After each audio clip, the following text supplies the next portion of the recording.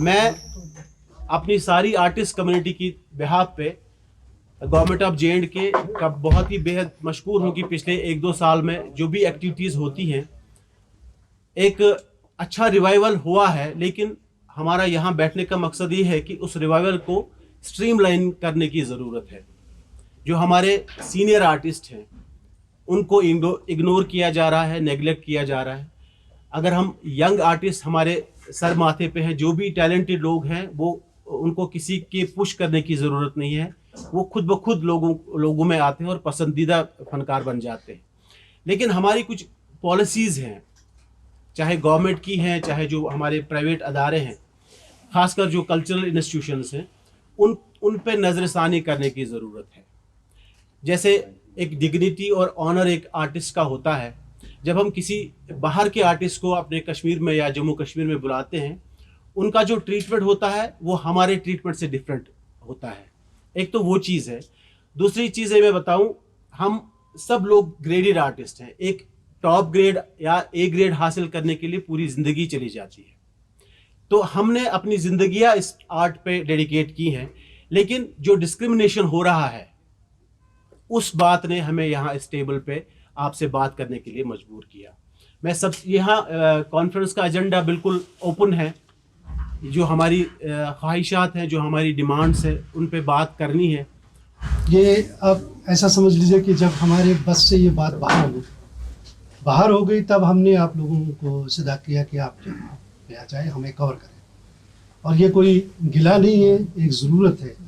35 साल जैसे वहीद भाई ने बता दिया कि हमारे ग्रेड्स हमने अचीव किए हैं, सारी उम्र चली गई और जब वो हमारे ग्रेड कवर हो गए, जब हमें आप एक्सपेक्टेशंस थी कि अब हमें बिना पूछे बिना कहे अपना शेयर अपना काम मिल जाएगा, उसमें गवर्नमेंट की पॉलिसीज़ क्या हैं हम ये नहीं कहेंगे, लेकिन ये कहेंगे कि हम लोगों को महरूम किया जा रहा है, नेगलेक्ट किया जा रहा है। तो हमारी जो सर्विसेज हैं उसके नाते उनके बल पे हमारा हक बनता है कि हम अपने हक के लिए आवाज़ उठाएं।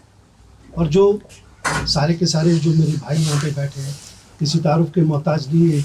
आज 30 सालों से 35 सालों से आप सुनते आ रहे हैं, पूरी कश्मीर के लोग जानते हैं कि हम लोग कौन हैं, हमारी सर्विसेज क्या है।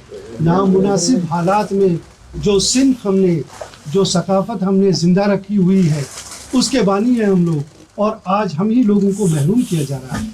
ये एक बहुत ही मजबूरी की हालत है। हम लोग आपके सामने आए, नहीं तो हमें किसी के पास जाने की ज़रूरत नहीं है, क्योंकि हम किसी तरफ के मोहताज नहीं हैं। आप लोगों के प्यार की बिना पर आप लोग हमें जानते हैं। लेकिन ये बहुत ही एक सानिया वाली बात है कि हम लोगों को ये कहना पड़ रहा है कि हम लोगों को नेगलेक्ट किया जा रहा है। एक ग्रेडेड आर्टिस्ट को किसी चीज़ या कोई बात कहने की ज़रूरत नहीं पड़ती है, क्योंकि एक आइडेंटिटी होती है, उसकी एक पहचान बनी होती है। तभी लोग उससे कहते हैं ये वहीद भाई है, ये मुनीर भाई है, या कोई और साहब है। सबसे बड़े दुख की बात यह है कि हम लोगों से पहले कहा जाता था जब तक ना आप कोई ग्रेड कवर करेंगे तब तक आपको फ्लो काम का नहीं रहेगा। और ये फ्लो के लिए हम लोगों को 30 साल लग गए, और जब ये आ गया तब अनग्रेडेड लोगों को जो अभी स्ट्रीम लाइन में नहीं है, अप्रूवल में नहीं है, उनको काम दिया जा रहा है। दूसरी बात जो वहीद भाई ने बता दी, बहुत इंपॉर्टेंट बात है।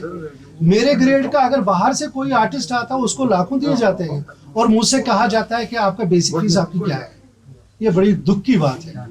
और जो वहां से वो लाते हैं अल्लाह के फजल से, आप लोगों की दुआ से, वो हमारे से अच्छे नहीं है। मैं ये दावा से कहता हूँ, क्योंकि इतने साल की एक्सपीरियंस के बाद मैं कह रहा हूँ आपसे, क्योंकि ये एक बात है कि मीडिया के सामने कह रहा हूँ, वो हमसे अच्छे नहीं है।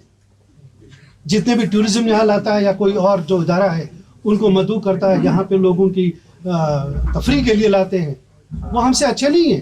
क्योंकि हमने अपना लोहा बाहर भी मनवाया है, लेकिन घर की मुर्गी दाल बराबर। हमारे जो यहाँ के डिपार्टमेंट्स हैं वो हमें अभी भी पहचानने से कासिर हैं, समझते नहीं है। हमारी ये गुजारिश है गवर्नमेंट से कि हम लोग इतनी मेहनत के बाद, इतनी मसाफत के बाद, हम लोगों के साथ जो इंसाफ की बात करनी है वो की जाए। तो जो हमारे कल्चरल इनिशिएशंस हैं उनको स्ट्रीमलाइन करने की बहुत ज़्यादा ज़रूरत है। जैसे कैसर भाई ने कहा कि जो हमसे कम ग्रेड के आर्टिस्ट बाहर से जो आते हैं, कल्चरल एक्सचेंज बहुत ज़रूरी है। हमें भी बाहर की रियासतों में मदऊ किया जाता है, बाहर के ममालिक में मदऊ किया जाता है, और वहाँ के भी फनकार यहाँ आते हैं। और हम उसके साथ हैं। लेकिन वही जो बात आती है ट्रीटमेंट की, जो हमारा एक डिग्निटी और ऑनर जो होता है आर्टिस्ट का। दूसरी बात यह है कि हम सबकी ये जिम्मेदारी है कि हमें यंग टैलेंट को प्रमोट करना है, इसके हम साथ हैं। अगर हमें वो अपनाते नहीं शायद आज भूखे मरते। मैं कहता हूँ कि हमारी सर्विस ये है, जब 90 में यहाँ म्यूज़िक मर गया था तो यही लोग हैं जिन्होंने इसको ज़िंदा रखा। कई गाने हमने कभी टांगों पे किए, कई कुछ किए कि बाइक्स पे किए, इसको ज़िंदा रखा कि ताकि लोग इसके साथ जुड़ जाए, केबल्स पे आए। और केबल वर्क हमने बहुत घर घर पहुँचाया, तो काफ़ी कंट्रीब्यूशन है। इससे ज़बान भी ज़िंदा रहती है, कल्चर भी ज़िंदा रहता है। सही बात। जैसे आप कहते हैं कि बाहर से कोई आता है वो यहाँ गाता है, तो क्या फ़र्क पड़ता है टूरिस्ट को वो सुनने का? वो तो रोज़ सुनते हो टीवी पे भी और वहाँ पे भी। उनको देखना है। मैं पंजाब गया था, पंजाब में मैंने पंजाबी गाना गाया, उन्होंने मुझे मजबूर किया। शबीर कुमार साहब के साथ मैंने पिछले साल शो किया, उन्होंने कहा नहीं आपको बॉलीवुड के ही गाने गाने, फिर भी मैंने कश्मीरी एक गाया। तो यहाँ अभी साधना सरगम जी ने कहा कि मैं आपके साथ सॉन्ग करूँगी, मैंने कहा कश्मीरी करो। तो देखेंगे आप, जब हम अपने इस ज़बान के लिए हमने भी अपनी सर्विस दी है, चाहे हालात ख़राब थे नहीं, बचपन से लेके आज तक। मैं सबसे 90 की बात करूंगा, 95 तक यहाँ गाना वाना सारा बंद हो गया था, क्योंकि मैं बॉम्बे से वापस आया था, मेरी शादी हुई थी, कोई काम नहीं था। लेकिन ये वहीद साहब, कैसर साहब और मुनीर साहब, 1980 से हम लोग सब ने, जब मैंने पहला गाना टांगे पे शूट किया, वो घर घर केबल से थ्रो आया और इंडियन आइडल में यहाँ मैं जज था सिलेक्शन में, तो बहुत सी हमें भी धमकियाँ मिली थी उस टाइम। मैं दिल्ली भाग गया था।